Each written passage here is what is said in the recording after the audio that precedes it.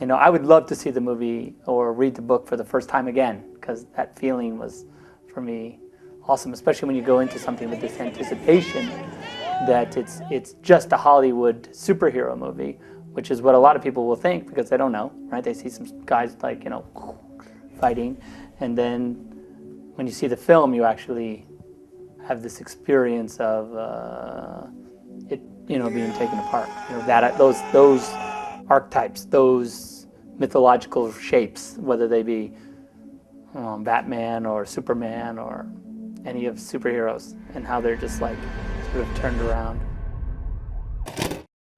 This movie. For years now, I felt that I was an outcast, a weirdo, that I was somehow wrong for liking this movie and attaching to it. That even before the Ultimate Edition came out and everyone was bashing the films to shreds, giving it a 28% on Rotten Tomatoes, or calling it the worst film ever made, there was still just me, little teenager Dylan, who had nothing but adoration and love for it. Believe me, I understood some of the problems and criticisms people had, and still do, but that feeling people have for this movie, considering it offensive and one of the worst superhero films ever made, I will never understand that feeling. Or at least, I haven't yet. Because there's something about this film, something deeper, something that's rarely ever been done before for comic book films, something that so many people have overlooked or just flat out missed because they haven't watched it again. Something I think was underappreciated, something I think is missing in most superhero films today. Now take it easy, I'm not trying to say that Batman v Superman is the gold standard for superhero films. As much as I love it, and as much respect as I have for its director, I still like his other two works in Man of Steel and Watchmen more. This film, just like Watchmen, was completely ahead of its time. When Watchmen was released in 2009, it provided a meta-commentary on the oversupply and consumption of superhero media.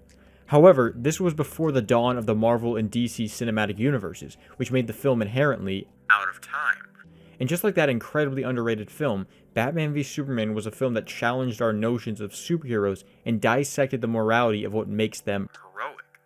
Just like Watchmen before it, as well as what Nolan did with Batman, Zack Snyder decided to take a more serious and depressing look at these characters and tried to bring them to their absolute darkest points and into their most raw moments.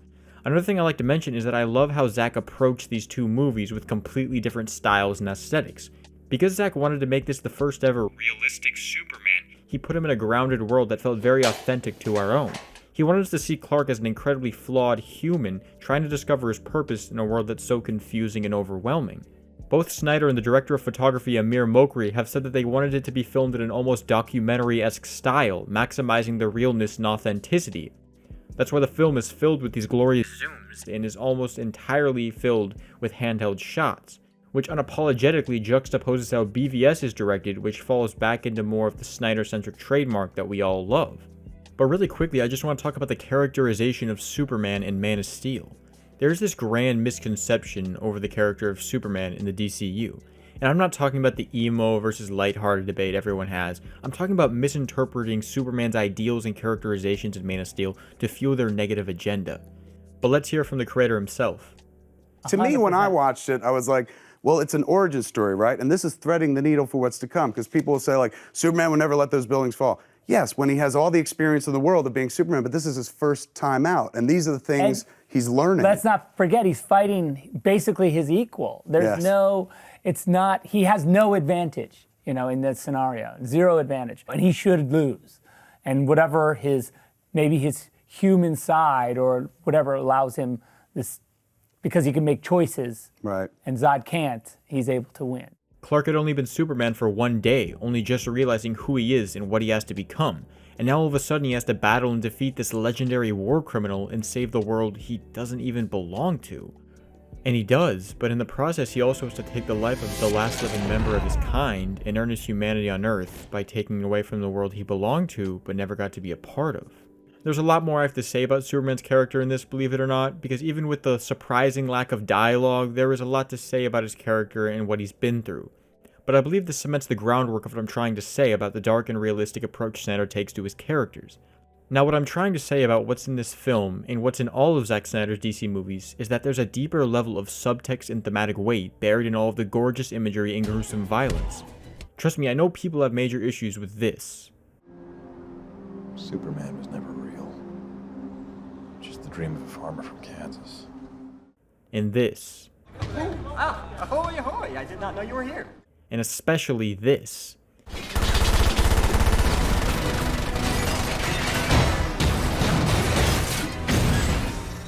What I'm trying to tell you is that these decisions were made intentionally and for a reason, that they had a purpose behind them, and even if you didn't get that purpose the first time, or don't care now, and even if it takes me the remainder of this video to get that point across to you, I owe it to myself and to the rest of the DC fans to find what that reason is.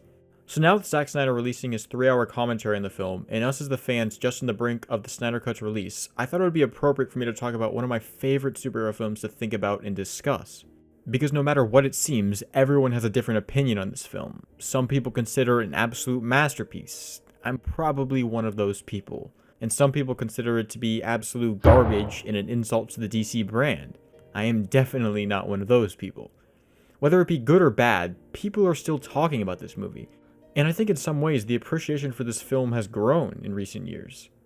And what's been nice is recently more people have been going back to and studying Zack Snyder's previous films and trying to get a deeper understanding for them.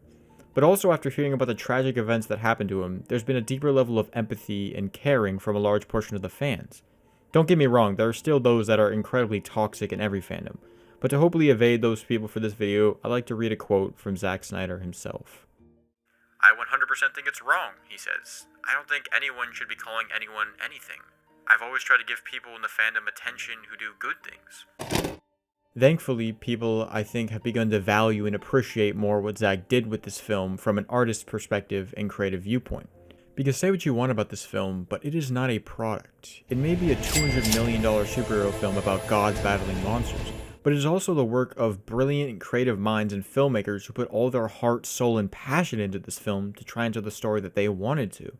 And this isn't Justice League, where it's obvious that the people involved weren't that happy or satisfied with the end result. You can tell looking back at it that even with the overwhelming initial negative response, Zack, Ben, Henry, Chris Terrio, and Amy Adams were all incredibly proud of how the film turned out. The film has an almost Watchmen-esque style to it, where instead of following a singular narrative, like most comic book films today, we get this gigantic poetic epic where we follow different characters on their journey to unravel the central plot and mystery. And I can understand how that would have been very jarring for the common moviegoer or critic, sitting down and watching this almost confusing 3-hour grim and depressing look at these iconic characters. One where the Batman kills and Superman is constantly called into question and attacked for his actions.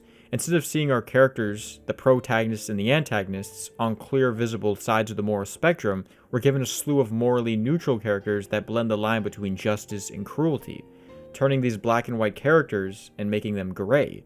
And this isn't the first comic book movie to do this. Snyder's influences and themes can clearly be seen in the universe Nolan created. You can see the filmmakers taking a more serious and dramatic look at these characters in the early 2000s with the Spider-Man and X-Men films. What I think separated this film, along with Snyder's other works, is the sheer amount of brutality and darkness to each of them. The Dark Knight is a much more intelligent film, but it follows a narrative that's easier for the common viewer to attach to and get invested in, as the characters at surface level still maintain the same values and attributes they're known for. Whereas in Batman v Superman, the characters are almost unrecognizable at the beginning of the film, or at least the reaction to them is. As I said before, Batman is a much different character than we've ever seen before. Whereas Superman continues to do the right thing, still maintaining the same values he's known for, the problem isn't that the character's changed, but the world around him has. The world's perspective in view on Superman is no longer absolute, but divided. With all the praise and admiration he gets, there is an equal amount of hatred and disdain coming his way. So instead of getting a Superman that's always happy and jovial, we get an almost melancholic and adrift Superman that's meant to demonstrate Clark's alienation in a world he doesn't truly belong to yet. So long story short, in this video I'm going to be trying to explain why I am absolutely fascinated with this movie so much, and why I think it's one of the most important superhero films to ever be released.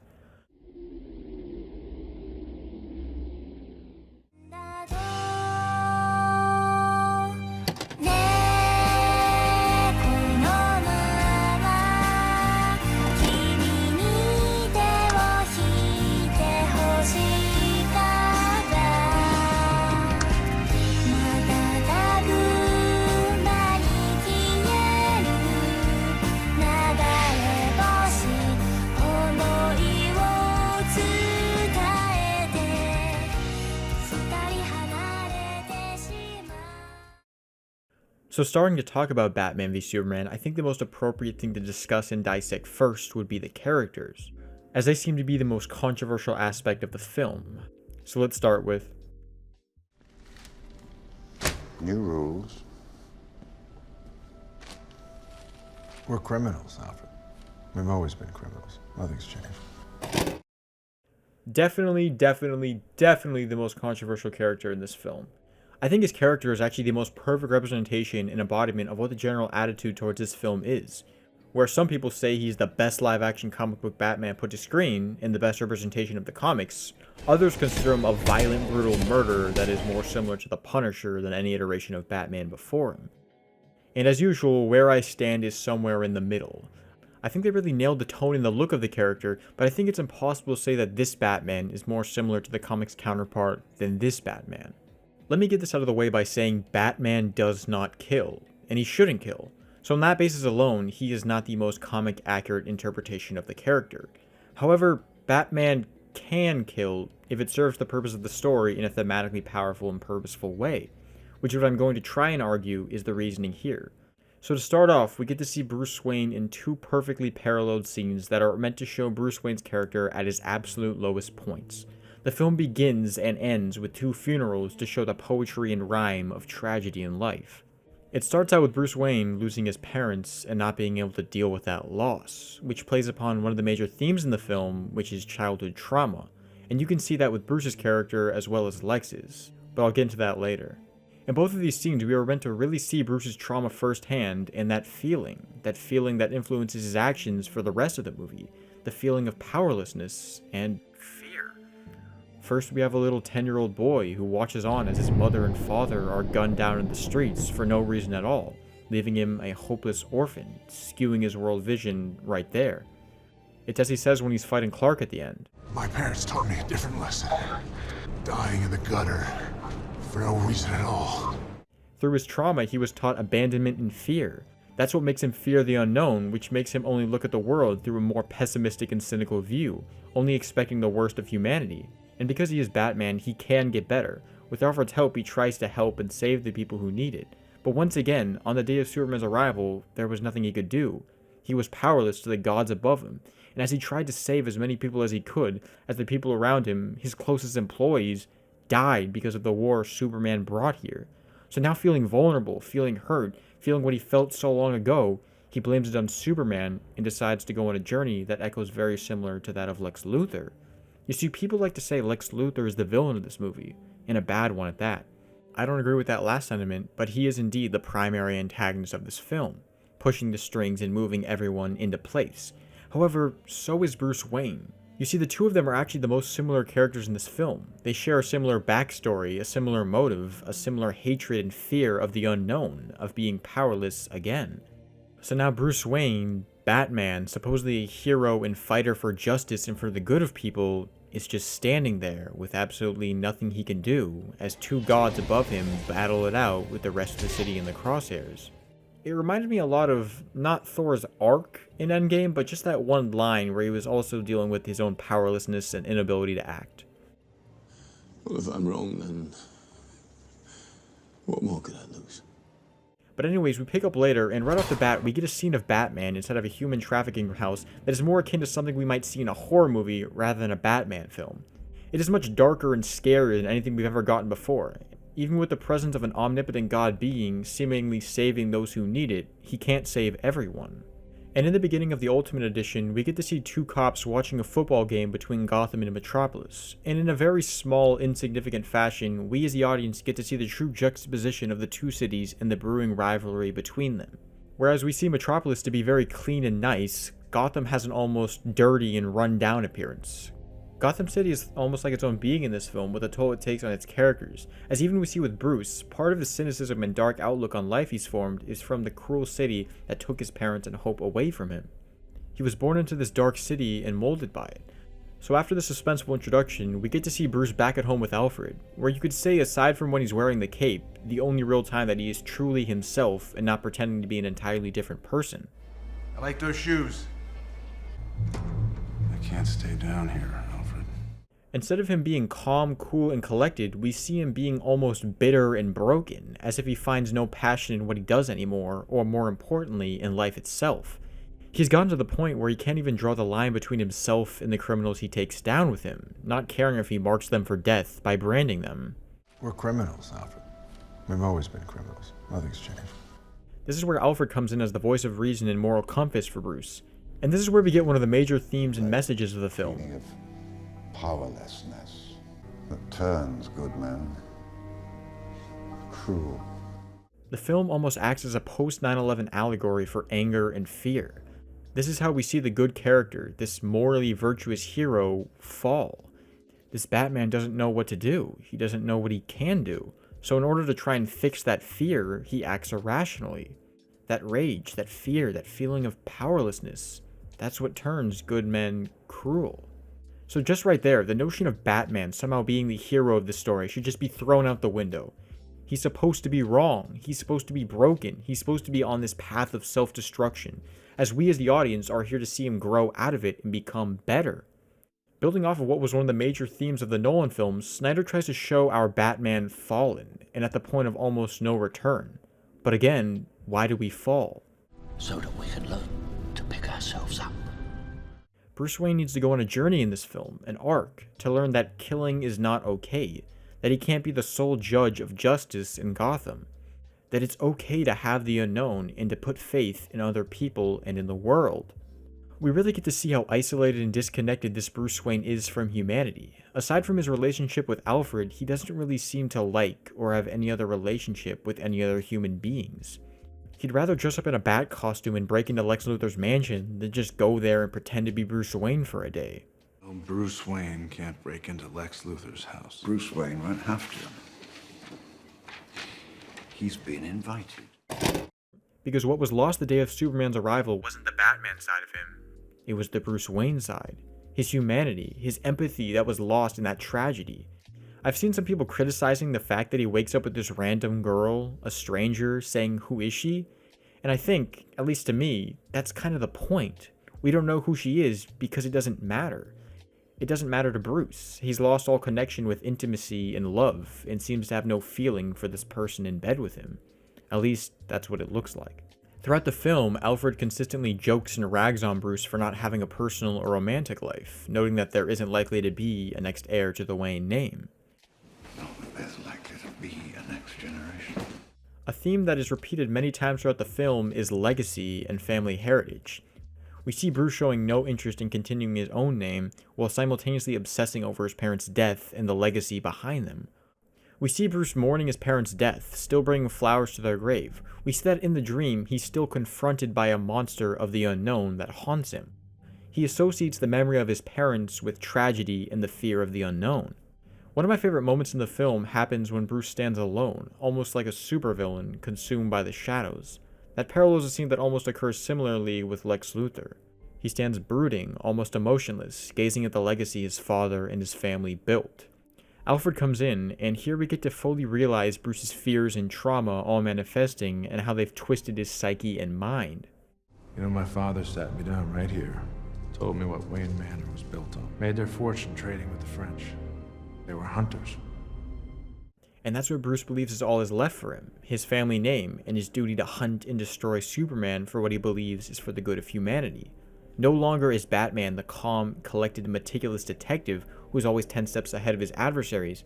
Now he's a vengeful and morally lost hunter who believes wholeheartedly in his mind that what he is doing is right and the only solution. Because that fear, that anger, that feeling of powerlessness, it doesn't only affect the worst of us, it can get to the best of us as well, and can even bring down our greatest heroes. I don't think I need to remind anyone of 9/11 or how events transpired after that. But for this film, we get to see in a complex way how that same feeling can affect the characters we hold so dear in a negative and enticing way. So now Bruce needs to retrieve the data on the White Portuguese from Lex Luthor's house, and instead of considering any other approach, Bruce immediately makes his plan by wanting to do it as Batman. Because that's the mask he's hiding behind, and as I said before, he has lost his humanity. The Bruce Wayne side of him has been consumed by Batman. And also something to note here is that Bruce pretty much knows that Lex is corrupt and involved in this shady criminal business, but he doesn't even care. which I think perfectly symbolizes how truly lost Batman has become, where he no longer even cares about the criminal that's right in front of him because he's just so hell-bent and out for blood on his own personal vendetta. He's adopted this cynical mindset that all he's done is meaningless and that this is now his legacy and his only shot at doing something meaningful. When Bruce heads out, we get to see a shrine of his failures and disappointment. His mercy on criminals has left him. He feels now that he has to act with absolute certainty and go all the way. Which again, Batman should not do unless it's for a reason, which this is, or at least that's what I believe it is. So Bruce goes to the party and sets off on his mission. And here we switch over to more of the characterization of Lex, so I'll save that for a little bit later. But Bruce finally meets Clark as well as Lex, and here we get to see Clark's almost Boy Scout-like concern for the Gotham citizens and for criminal safety. What's your position the Bat Vigilante in Gotham? Which perfectly juxtaposes Bruce's temperament, which is entirely nonchalant and uncaring. Again, he's almost bitter, feeling little to no sympathy for these criminals anymore, talking about his lack of faith in people, really showing his disconnection from humanity and lack of trust. And I'd like to focus primarily on just the ending of the scene, as even though I do think the first real encounter between our two main conflicting characters is important, I believe the ending is what really solidifies the themes the film is trying to convey. So there are two major things going on in this scene, and it's really about the reaction of those two conflicting characters that really emphasizes their moral values. The first conflict is Bruce and the missing drive he placed in Luthor's house. At the beginning of the scene, his motivation was to wait for the drive to finish retrieving the information and then to get it and get out of there. But the conflict arises when he goes there and sees the drive is now gone and missing, and most likely is in the hands of this mysterious woman he was eyeing earlier. And that is all that he cares about. When the second conflict arises when Clark overhears Alfred's voice in Bruce's ear, raising his suspicions of him. But when he begins to follow him, he's forced to stop as he sees that as all this is going on, there's a bad fire and there's no one there to save all these people inside. So Superman is the one to make the judgment call, and instead decides to go and save these people instead of continuing to pursue Batman and what he's going after. You see, Superman is where a lot of the criticism for this film comes from, saying he's depressed, always sulking, and isn't acting how Superman should. And I never really understood that, or at least agreed with that specific criticism. And I think now I can explain why, because I believe this scene perfectly resembles those values and virtues of Superman, choosing to help humanity rather than only focusing on the mission. And that's what's supposed to separate the two characters. Batman and Superman, both are noble, both are virtuous, both save people, but we've all known in the past that Superman is the humanist, the caretaker, and the lover of humanity, who does everything he can to save people, not hurt them. Whereas Batman isn't gifted with all the strengths and abilities of Superman, so he focuses on the mission. And I think a great way to look at this scene is to compare it to the opening.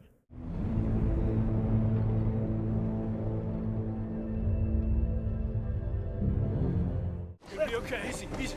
Come on. Notice anything? Does anything look familiar to you? It may not be exactly the same with Superman fighting Zod, whereas Batman is watching on as Wonder Woman leaves with the drive. But thematically, they are the same. These two scenes perfectly parallel one another, having the main characters switch in their places. In the start of the movie, Bruce isn't yet fully broken, as all the chaos and potentially world-ending antics are going on above and around him. He chooses to not try and suit up and fight Zod, but instead attempts to go in the city as Bruce Wayne and save as many people as he can. This is the human Bruce Wayne, the caring Bruce Wayne, the Batman we've all become accustomed to and loved for generations. This is Batman right here. He's saving people, he's helping them, he's doing everything he can until it's not enough. And then he snaps.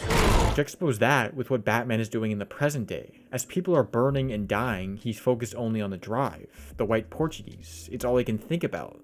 And while this is going on, Superman is the one who makes the decision to not continue his pursuit of what he's looking for, but instead to save people who need saving. The innocents, the scared, those who need a hero. Because he has now surpassed Batman in moral superiority as he fully understands the value of human life, even those that are criminals. This also juxtaposes the opening of the film and the end of Man of Steel as a whole. Superman is inexperienced, he's new, he's just announced his presence to the world, and now he has to save it. But he doesn't know how yet. So people die. And that's one of the things I really appreciate about the world Snyder establishes. In any other superhero movie, the hero would announce himself to the world, have to fight the bad guy, save the people, but no one would really get hurt. But in this film, because we're dealing with such powerful and dangerous people, it would be impossible for people to not get hurt and be affected by the outcome of it. Superman is just learning to really control his powers, and now has to fight this stronger and better trained soldier that represents everything wrong with humanity and why Krypton fell in the first place. He was bred from its destruction. So Superman only does what he knows how to do and tries to fight Zod, to stop him, because in his mind, that's the only way to save the people of Earth. But while he's doing all of that, there were people who were dying, and as he was punching and fighting Zod, there were innocent people being crushed to death and buried. And this is where we get to see Batman as the one saving people. So Superman's actions here directly juxtapose and differ from his actions in this scene, where now he is the one doing the saving. This all calls back to a throwaway line Lex said at the beginning of the speech. The word philanthropist comes from the Greek, meaning a lover of humanity. What is a philanthropist? Well, it's a lover of humanity. And no act shows one's love for humanity more than the sacrifice of what they care about the most. So after Bruce gets the drive, we get another scene that is also incredibly controversial and divisive. The oh-so-coveted dream sequence where we get to see Bruce Wayne as Batman kill a lot of people, as well as Superman.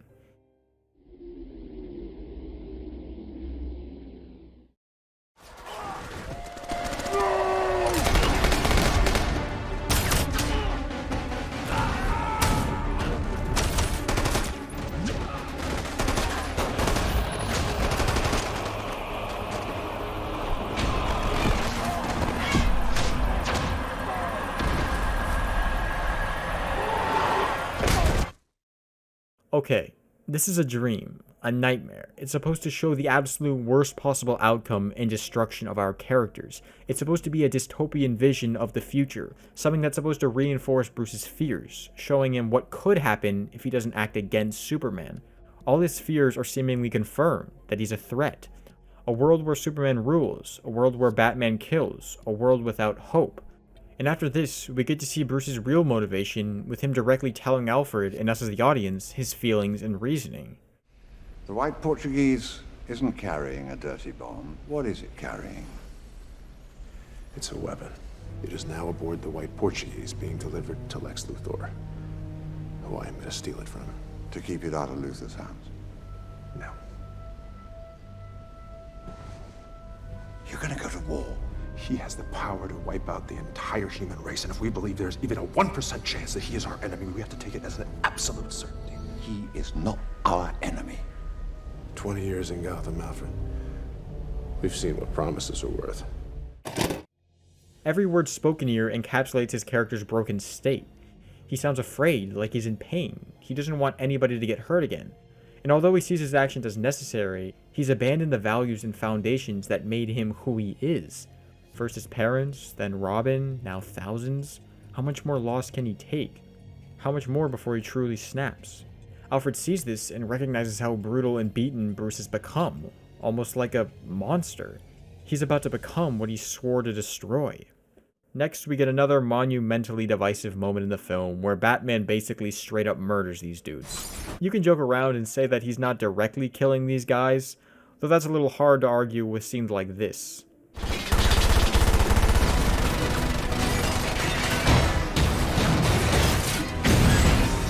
Let's just call it manslaughter for the day and say that he's not acting how Batman should. So after this, we get our first real encounter between Batman and Superman.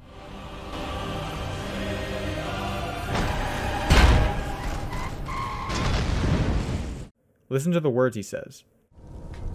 Tell me, do you bleed? You will. There's no intimidation, no moment of uncertainty, none, just red, hot, consuming hatred. Making God bleed has been a philosophically relevant topic for all of history. A beautiful line that's actually spoken in Iron Man 2 of all things perfectly encapsulates the scene well. The reason I'm alive is because you had a shot, you took it, you missed. Did I? If you can make God bleed, then people will cease to believe in him. Bruce wants to make God bleed in a misguided act of self-righteousness, whereas Lex wants to make God bleed to show the fraud that Superman really is. But for now, Batman has failed, as we see him in his anger and frustration as he violently returns to the Batcave. We get to see him remove his mask, his true face, immediately. To be so easily bested by the man he's been hyper-focused on and obsessed with for almost 2 years now is crushing. All the feelings of powerlessness and fear consume Bruce in this moment. The next scene of importance for Bruce Wayne comes at the Capitol bombing, where the first thing we get to see of Bruce is his revelation of what has become of the man he saved. He has delivered a war here, and this is what war looks like. There are plenty of people, sir, who would say he's their hero. He is not a hero. In the beginning, Bruce chose to do the right thing, and now look where it's got him. Once again, Bruce is punished because he thinks he didn't act sooner. The Wayne employee, who was supposed to be like family, ended up alone and shattered in ways Bruce could never possibly imagine. This is kind of a wake-up call for Bruce, as again, he's hammered home with that tragic feeling of pain and loss.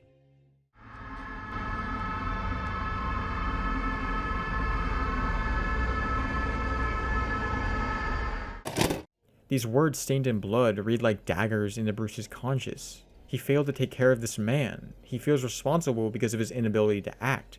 And then we get...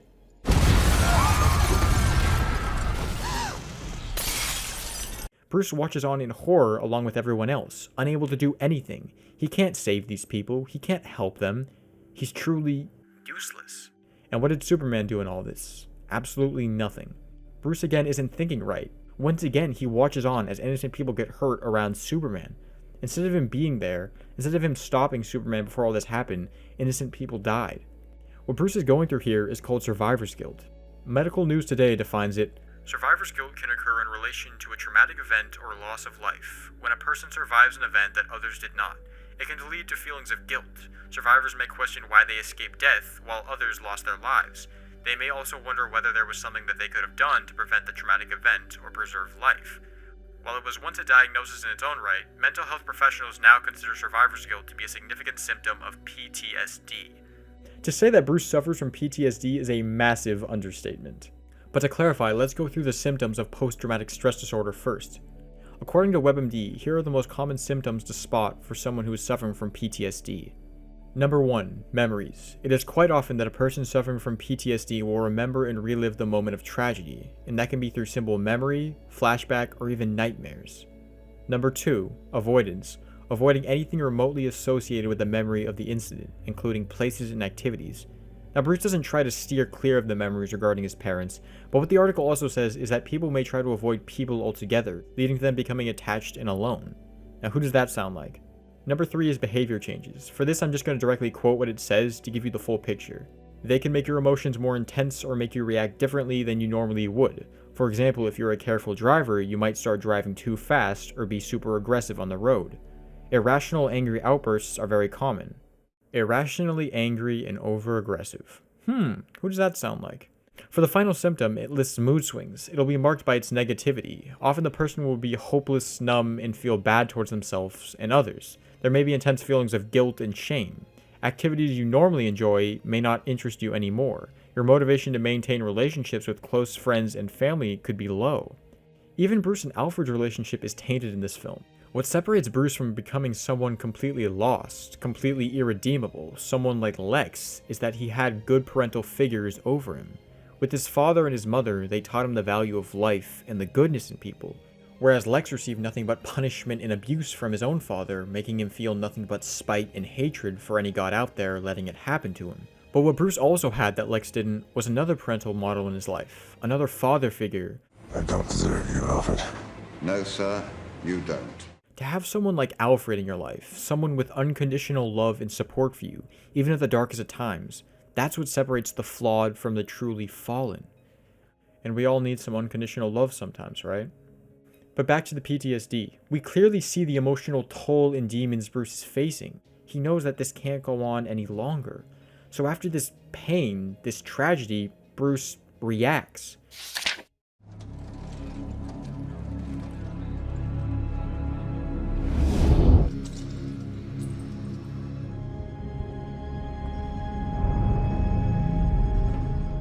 In the only way he knows how. And a criticism I heard from a fellow YouTuber, Ralph the Movie Maker, was, why was this glossed over?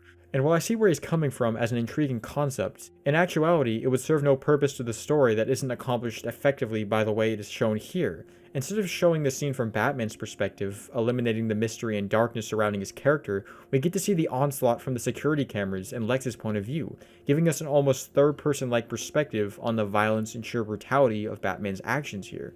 Look at the bullets scattered around the floor, the victims being rushed into the ambulance, Lex's whole lab in ruins. This is not the work of a noble vigilante, but of a once good man turned cruel with new rules. And what's great about this scene is that we also get to see Alfred and how he reacts to that noise.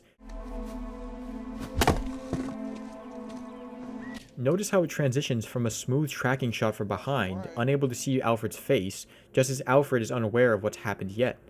But when Alfred does find out, the camera switches to more of a handheld perspective to help convey the level of unease and uncertainty.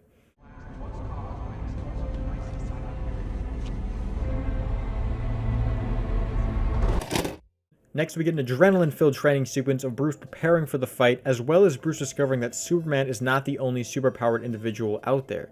But the scene I really want to talk about is the scene I touched on a little bit earlier. The scene where Bruce sits at the steps of where his father taught him his own values and what it means to hold on to the Wayne name.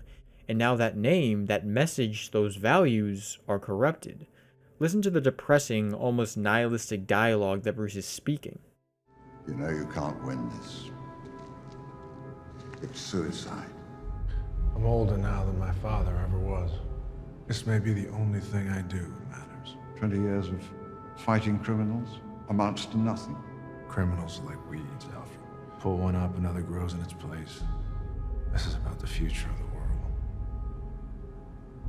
It's my legacy.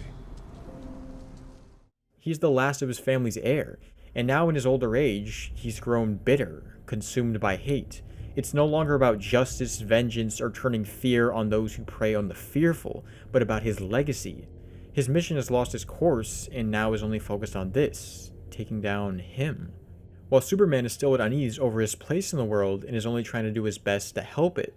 After that, we get to the moment we've all been waiting for, the showdown we've all been anticipating for years, the name of the movie, Batman v Superman. And a brief point I'd like to bring up actually is that the title of the movie is Batman v Superman, not Batman vs Superman. I think the reason for this is to show that this confrontation between the two goes beyond mere brute force. The use of V is frequently attributed with that of political cases where there are conflicting morals, values, or ideologies. And I think that motif of the courthouse and the clashing of ideologies is present throughout a lot of this film, with there being a lot of discourse and tension over Superman's actions and mere existence. But nevertheless, we're finally here. All that Bruce has wanted, that he's craved for, is finally coming to fruition. I'm not going to get into the Superman side of it just yet, but everything with Bruce here, with his motivation and his actions, remain in character for how he's been portrayed in this film. The reason he won't listen to Superman initially is because of how much that hate has twisted him, so that he no longer can listen to reason. I don't have much to say about the fight itself, other than I love it and it's a DC fan's dream come true. But with Batman, all that anger, all that hatred, all that fear, it all comes out here. He does what he's never done before. He doesn't hold back at all. He's here for one reason and one reason only: to kill Superman. And the scary thing is, he almost does it. Mounted on the ground, foot on his throat, he does the impossible. He makes God bleed. And when you make God bleed, he's just as mortal as the rest of everyone else. Listen to the broken and battered words Bruce mutters here as he drags Superman's lifeless body along. I bet your parents taught you that you mean something, that you're here for a reason.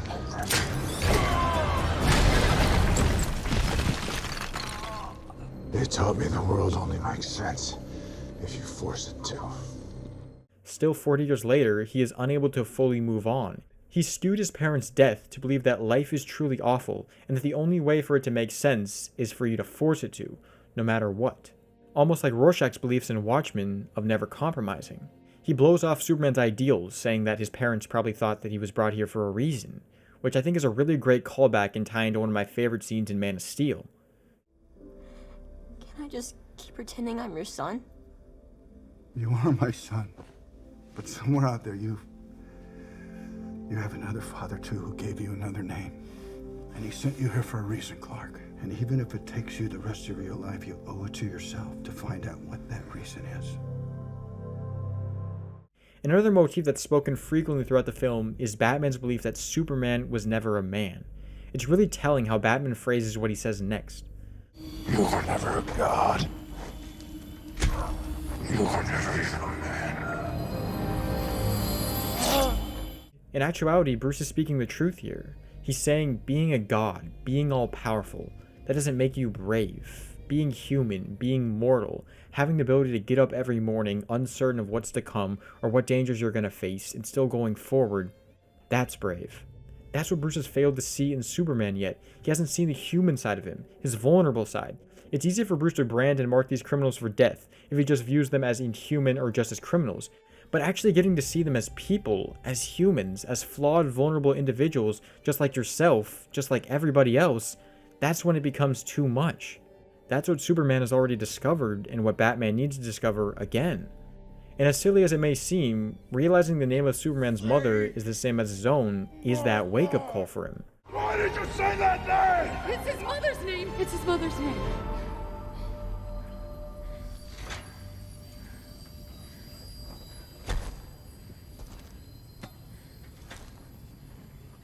Realizing that Superman has a mother out there, a human mother, who's just as defenseless and scared as his mother was that night. He realizes that Superman isn't just an alien, but a real person that's flawed and not invincible. One who cares about humanity, and one that can be hurt, just like he's been. I think I'm going to let Zack himself explain it to you. His actions can easily go too far, and that he can become what he observes and that what he hates, which the very thing he's fighting against. In this sequence, he's basically turned into the murderer of his parents in a way, because he's allowing them to kill Martha. So is he responsible for the death of Martha? Has he become basically 100% the thing that he blinded by his hatred, he's become the thing he hates. But Exactly. Bruce has officially come full circle and is about to become the thing he swore to stop, the very thing that took the lives of that little boy's parents all those years ago. Essentially, as he stands over Clark, spear in hand, as Lois pleads for his life, it's a direct parallel to when Joe Chill stood in front of Martha and Thomas Wayne, gun in hand. I think for the first time in the film, Bruce realizes what he's done and what he's become on his journey of vengeance. He looks at the spear in his palm, essentially acknowledging the blood in his hands, and tosses it away in disgust. Now he's a better man, a changed man. But not fully. Not yet, at least. He won't let Martha die again. He won't let a parent be ripped away from a child again. And now this scene has garnered immeasurable criticism, and I think most of it is unjustified. Because if you actually pay attention to the themes of the film and how they've been built through the characters, it still makes sense. The entire film, he was not the one in the right. So in this moment, it's not Bruce giving up his values. It's him finally seeing clear for the first time and realizing the error in his ways. It's as I've been saying this entire time. Batman is wrong. Batman is the villain of his own story. And I think that's part of the reason why this film is so misunderstood and underappreciated. It's hard seeing characters we love and characters we look up to fall so low. I love and appreciate the nuance that Zack Snyder gave us. Similar to The Dark Knight Returns, it's easy to see the view from both sides. Both Batman and Superman have fallen from what they once were. And Batman is much more fallen in this film than he was in The Dark Knight Returns, which I think is the point. Both characters deviate away from the standard they've set and what they're known for, especially for Batman. But that spark and that recognizable quality that makes us love them and care about them is still present within both and just needs to be found. By the end, Superman sacrifices himself for the world that didn't truly accept him. And Batman regains his morality, his conscience, and his awareness of what he's supposed to mean, what he's supposed to represent. Not a cold-blooded murderer and criminal, but a symbol of justice and vengeance to be brought down on those who do kill the unfortunate, who do prey on the fearful, who do show no mercy on those who don't deserve it. The true Batman has risen from the ashes of Superman's sacrifice. But don't worry, we haven't gotten there yet. So after this is where my job gets a little hard. This is the scene that most people point to when they try to debunk the notion of Batman returning to form after the Martha moment. And while I definitely think it would have helped if Batman hadn't straight up murdered these dudes, these guys are fine too. And none of these guys got hurt. They're 100% fine. They're just gonna... We just didn't bother to shoot the shots where they get up, but of course they're fine. the rest of the scene is debatable, whether or not he's willingly or knowingly killing these guys. But even with the inclusion of this scene, I don't think it ruins or lessens Bruce's arc. I think I can and will make the argument that this moment here with Martha is only the wake-up call and enlightening for Bruce's character, and that it's actually Superman's death itself that makes him regain his faith in humanity and value for human life. It's only after Superman's death, when he's actually at Superman's funeral, does he utter what I believe to be the main theme and message for the film and the character arc that Bruce goes through. Man is still good. But I'm getting ahead of myself. The next scene we see is an absolutely awesome and equally brutal Batman fight scene that is incredibly reminiscent of the Arkham games and really demonstrates how well suited Zack is to be directing these kind of characters. What is important in this scene, and what actually shows character growth for Bruce, comes at the end when he sacrifices all else to save human life. I said drop it! I'll kill her! Believe me, I'll do it! I believe you.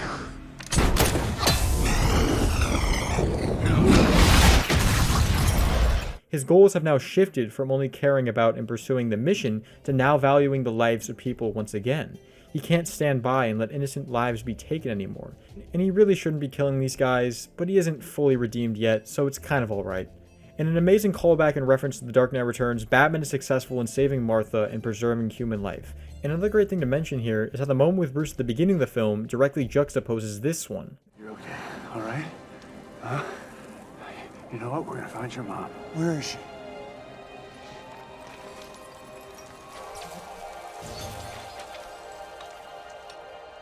It's okay. I'm a friend of your son's. I figured. The cape? This is where the focus shifts to Superman and Lex's arcs. But for Batman, the important part comes at the end when he gets to see... I love you. This is my world. No, Clark, don't. You are my world. God.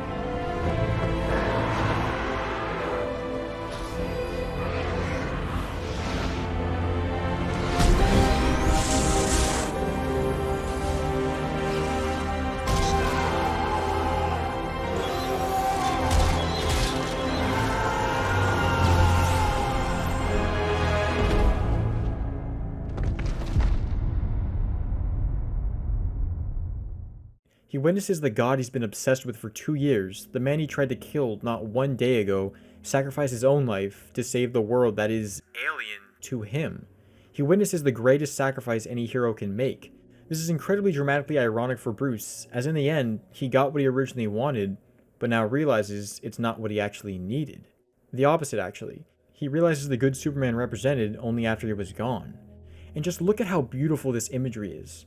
Batman emerging from the shadows, from the darkness, finally seeing clear, finally seeing the good Superman represented.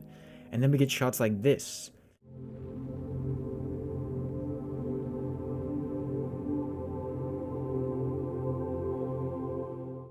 I'll talk about it in a little bit, but the Christ metaphors and allusions are abundantly clear. Now there are only 2 scenes left for Bruce, so I'm going to finally be wrapping up my thoughts for his character. In this scene, we get to see a now judged and punished Lex Luthor alone in prison. And like the devil Lex described earlier, Batman emerges from the darkness and greets the person he once fundamentally agreed with, but now changed, stands across from him as an adversary. And this is the scene that really matters. It's the scene that really parallels the introduction to his character, the scene that shows his growth, that shows he's changed, that proves that the arc he went through was worthwhile. The Batman at the beginning of this film couldn't have done this. He had to go through all of this to get to that point here. And that's amazing. That's the point. Batman's character's finally come full circle and realized what he has to be, what he can't be. Instead of inhumanely branding Lex like he's branded so many others, he changes. He does what Batman should and doesn't do what Batman shouldn't. After Superman's death, I think it's fair to say that this Batman is no more. He was buried along with Superman. And this is where it all comes together, what I think the whole point of all this was, the point of Batman killing, the point behind Bruce being this bitter, broken, almost unrecognizable version of a character we all love. You could say it's the whole theme of the film itself, but before I get too carried away, I'll just let you watch the scene for yourself, and you tell me what you think of it and what you think it means. Man made a world where standing together is impossible. Men are still good. We fight, we kill, we betray one another. But we can rebuild. We can do better. We will. We have to. Notice how he emphasizes we. Not they, not them, we. We as a whole can do better. He doesn't exclude himself from the blame. He's directly referring to himself, in fact. He's fought, he's killed, he's betrayed the ones he loves. But he can do better. He will. He has to. Because that's what it's all about. Learning to cope and deal with trauma and learning how to rebuild from it. That scene right there is the reason I don't understand when people endlessly insult and deflate this version of Batman. Zack Snyder is many things, and he takes his liberties with these characters, but one thing he is not is an idiot who doesn't know what he's doing. Everything has a reason, everything has a purpose. I know it must have been tough seeing Batman kill and be emotionally detached from humanity like we've never seen before, but it happened for a reason. It was meant to show the growth of Bruce even out of the literal worst of times. We see Bruce grow, and we see Bruce change. The film opens and closes with funerals, each metaphorically representing opposite things for our character Bruce. In the beginning, the funeral represented Bruce's fall and decay into the darkness. In the dream, he went to the light, but it was just a beautiful lie. The lie was becoming Batman. He thought if he could protect those who couldn't protect themselves, he'd be able to deal with the trauma and the loss in his life. But it wasn't enough. 20 years of pain in Gotham left him broken. But now with the death of yet another person close to him, instead of that death spiraling him back into the depths, back into the depression, back into that rage it took him so long to escape, he finally sees the light. That dream, that beautiful lie he saw in the beginning, it's become true. He's aware of what he's done, how he's wronged, how he's killed and done so many bad things. But now because of Superman's death, because of Superman's sacrifice, he realizes that he is still good. Men are still good. That is the theme of Bruce's character arc in this film, and that is all I have to say about Bruce's character. You know, there's the cyclical nature of the movie, like I said, like the gun, Damon firing or Joe Chill firing the gun, and the shell casings bouncing, with these shell cases bouncing, all of those. If you watch the movie in this kind of cyclical way, you'll see that all those images are kind of wrapped together into, death of Superman almost being this cathartic thing, where the death of the Waynes was this kind of like a thing that broke something, where this is the thing that could heal, even though it's a funeral. And as Bruce walked through the fields aimless and without hope earlier in the film, he now exits straight ahead, finally with a clear path. I hope that has debunked some running issues people have had, and has provided reasoning for why I think this character means so much more than how people see him. That he's not just some blind killer or vigilante, that he was broken, that he is human, that he is Bruce. I really appreciate everything that you guys say about the movie, that you continue to love the movie as I do, and really fun.